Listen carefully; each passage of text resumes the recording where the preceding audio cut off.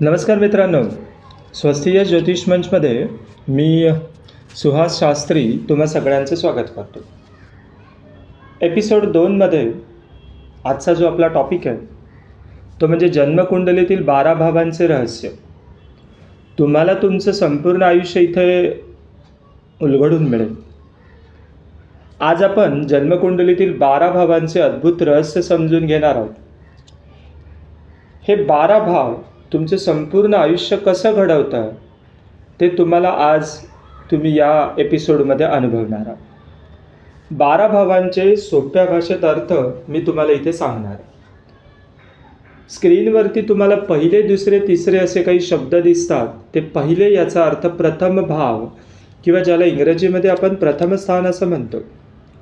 हा जो पहिला हाऊस आहे किंवा फर्स्ट हाऊस आहे, जे तुमचं व्यक्तिमत्व आहे, तुमचा स्वभाव, तुमचा चेहरा, तुमचा आत्मविश्वास, तुमचं जीवनाचं ध्येय हे इथे समजणार आहे. मी कोण आहे याचं उत्तर इथे आपल्याला समजतं. सेकंड हाऊस किंवा द्वितीय हाऊस जे पैसा आणि कुटुंब याचा संदर्भ इथं आपल्याला लागतो. आपली आर्थिक स्थिती, आपली बोलण्याची शैली, सेविंग, आपलं कुटुंब जे लग्नामुळे जन्माला येतं म्हणजे पती पत्नी आणि त्यांची मुलं बाळं. तसेच तिसरं हाऊस, थर्ड हाऊस जे आपलं धैर्य, कम्युनिकेशन, संपर्क याचं संदर्भ इथं आपल्याला मिळतो.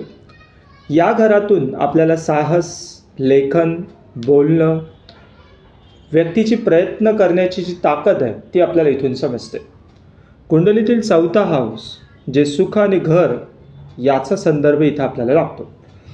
त्या व्यक्तीचं घर, त्या व्यक्तीचं वाहन सुख, त्या व्यक्तीची आई याच्या संदर्भातली माहिती आपल्याला या भावातून समजते.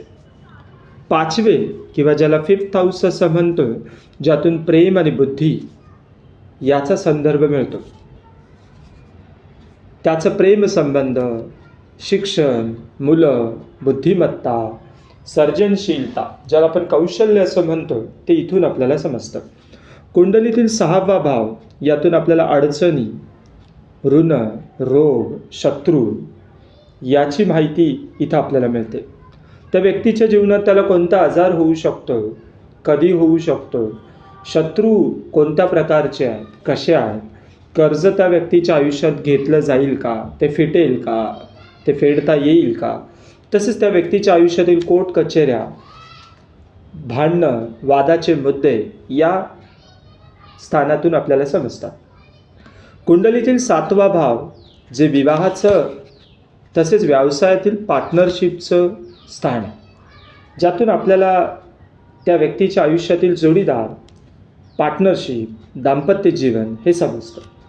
कुंडलीतील 8वा भाव 8th हाऊस ज्याला आपण म्हणतो, यातून जातकाच्या जीवनामधील अचानक बदल, अपघात, गुपितं, मृत्यूयोग, त्या व्यक्तीचं रिसर्च किंवा संशोधन किंवा ऑकल्ट सायन्स ज्याला आपण शास्त्र, ज्योतिषशास्त्र, गूढशास्त्र, मंत्रतंत्र, मांत्रिक तांत्रिक याविषयीची त्या व्यक्तीचा कल आहे का याचा खुलासा इथून होतो. कुंडलीतील 9वं हाऊस किंवा 9th हाऊस ज्याला आपण म्हणतो, यातून आपल्याला दैवयोग, ईश्वरभक्ती, गुरुकृपा, फॉरेनचा प्रवास, परदेशातील प्रवास आणि नशीब किंवा दैव इथून समजतं. कुंडलीतील 10वं हाऊस ज्यातून करिअर आणि प्रतिष्ठा याविषयीचा खुलासा होतो. जातकाच्या जीवनामध्ये तो व्यवसाय करेल की नोकरी करेल, या दोन्हीमध्ये यश आहे का, समाजातील त्याचं नाव, त्याच्या पित्याविषयीची माहिती आपल्याला या हाऊसमधून किंवा स्थानातून आपल्याला खुलासा होतो. कुंडलीतील 11वा हाऊस ज्याला 11th हाऊस म्हणतात, इथून आपल्याला इन्कम आणि गेन, प्रॉफिट, फायदा, त्या व्यक्तीचं पैसा कमवण्याचे मार्ग, त्या व्यक्तीचं पैशाची कमवण्याची क्षमता, त्या व्यक्तीचं, त्या जातकाचं मित्रमंडळ आपल्याला समजतं. फुलफिलमेंट ऑफ डिझायर, त्या व्यक्तीचं, त्या जातकाचं ज्या इच्छा आहेत त्यांची पूर्तता होईल का हे आपल्याला इथून समजतं. 12वा हाऊस किंवा 12th हाऊस, 12वं स्थान ज्याला व्ययभाव असं म्हणतात, जिथून नुकसान किंवा मोक्ष, त्या व्यक्तीचा खर्च, त्या जातकाचा परदेशाची संदर्भातली माहिती, त्या जातकाचा मानसिक ताणतणाव, त्या जातकाच्या जीवनातील अडथळे, या जातकाच्या जीवनातील मोक्षाचा मार्ग तो आध्यात्मिक आहे का, त्याची मोक्षासाठी होणारी तडपड, भक्तिमार्ग, अध्यात्म इथून समजतं.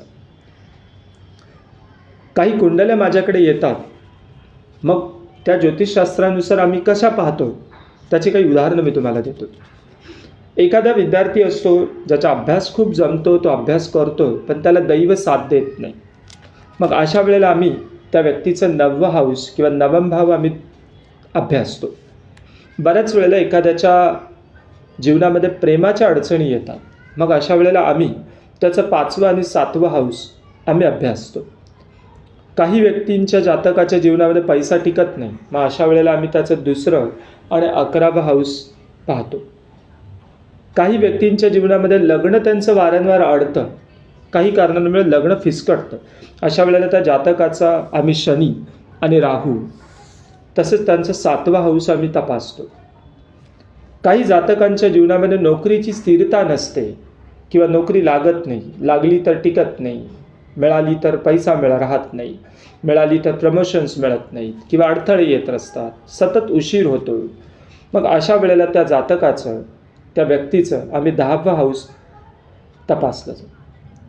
घरामध्ये काही व्यक्तींच्या जातकांच्या घरात ताणतणाव असतो, अशा वेळेला आम्ही त्याचं 4था हाऊस आम्ही तपासतो. मित्रांनो, मी एक प्रभावी प्राण्याची शिकवण तुम्हाला सांगू इच्छितो. हत्ती कधीही मागे वळून रागाने धावत नाही, तो शांत असतो, तो फक्त मार्ग बघतो. असं का? कारण त्याला दिशा माहीत असते. तसं कुंडली म्हणजे हीच दिशा आहे. ज्या जातकाच्या हातात दिशा असते त्याच्या जीवनामध्ये गोंधळ होत नाही. आपल्याला भाव आणि ग्रह याची एक छोटीशी समजावणी मी तुम्हाला स्वस्ती यश ज्योतिष मंचमधून देऊ इच्छितो. सूर्य जर आपल्या त्या जातकाच्या 1st हाऊसमध्ये असेल तर त्या व्यक्तीचं नेतृत्व गुण आहे तो बहाराला येतो, तो फुलतो. चंद्र 4थ्या घरात असेल तर भावना आणि स्थिरता पाहायला मिळते. मंगळ जर 10व्या घरामध्ये असेल तर आपल्याला ऊर्जा, नोकरीत त्या व्यक्तीची असणारी मेहनत आपल्याला समजते. गुरु 9व्या घरात असेल तर भाग्याची दारं उलगडतात. शुक्र 9व्या भावात असेल तर दाम्पत्य आणि सुखजीवन पाहायला मिळतं. शनी 12व्या भावात असेल तर खर्च आणि संघर्ष त्या व्यक्तीच्या जीवनामधील आपल्याला अभ्यासता येतो. राहू 3ऱ्या घरात असेल तर त्या व्यक्तीचं धाडस आपल्याला समजून येतं. केतू 8व्या भावात असेल तर त्या व्यक्तीचं अध्यात्म, इंट्युशन्स ज्याला आपण म्हणतो, अंतर्ज्ञान शक्ती आपल्याला पाहायला मिळतं. तुमची सुद्धा कुंडली तुम्ही अशाच पद्धतीने पाहू शकता. पहा तर मग